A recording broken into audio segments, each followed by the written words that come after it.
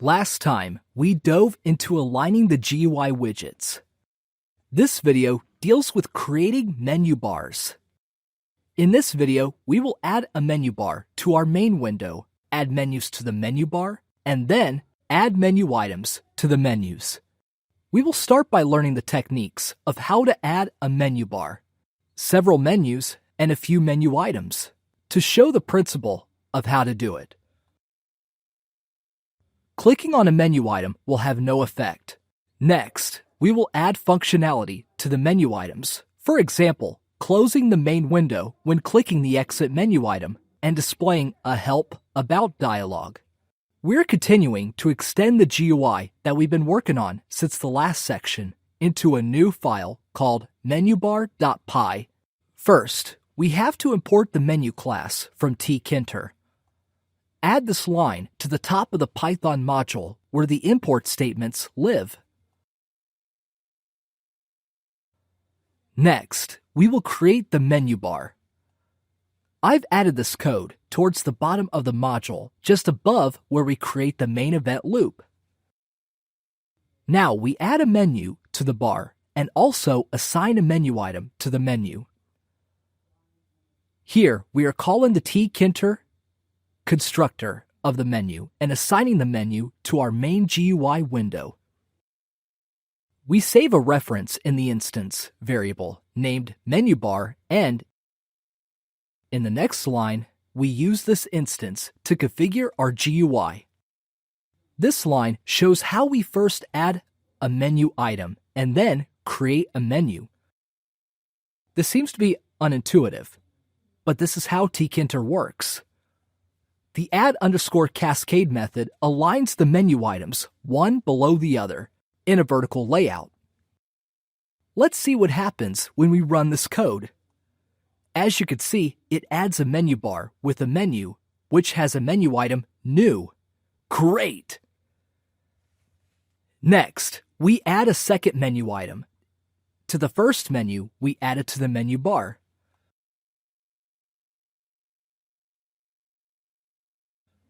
Okay, let's check the output. Here we also have exit. Nice!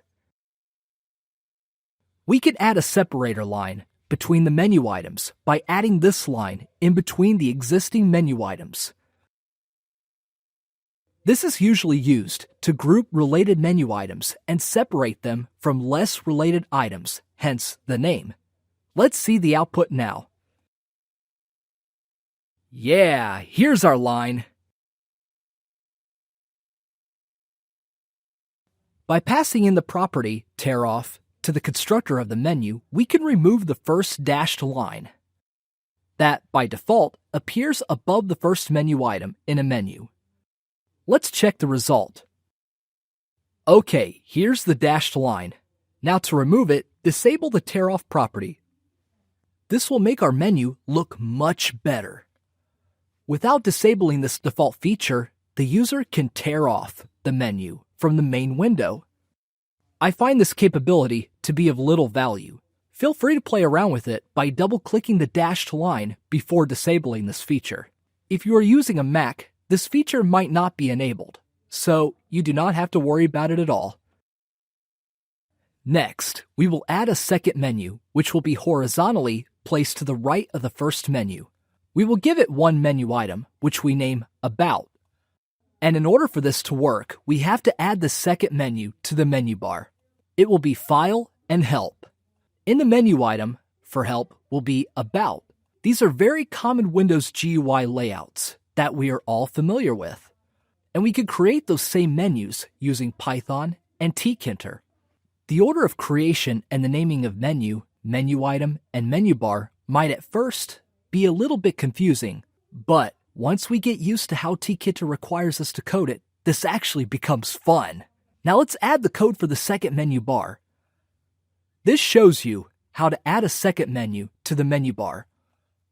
We could keep on adding menus by using this technique. Let's check the result now. You can see that there's Help and About. At this point, our GUI has a menu bar and two menus that contain some menu items. Clicking on them does not do much until we add some commands. That's what we will do next. Add this code above the creation of the menu bar.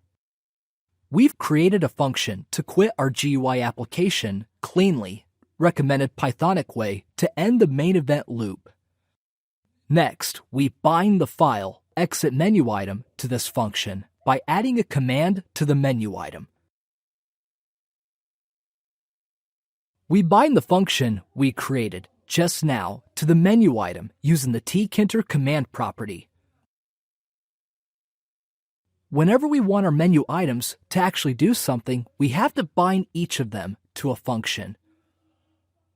We are using a recommended Python naming convention by preceding our quit function with one single underscore to indicate that this is a private function, not to be called by clients of our code.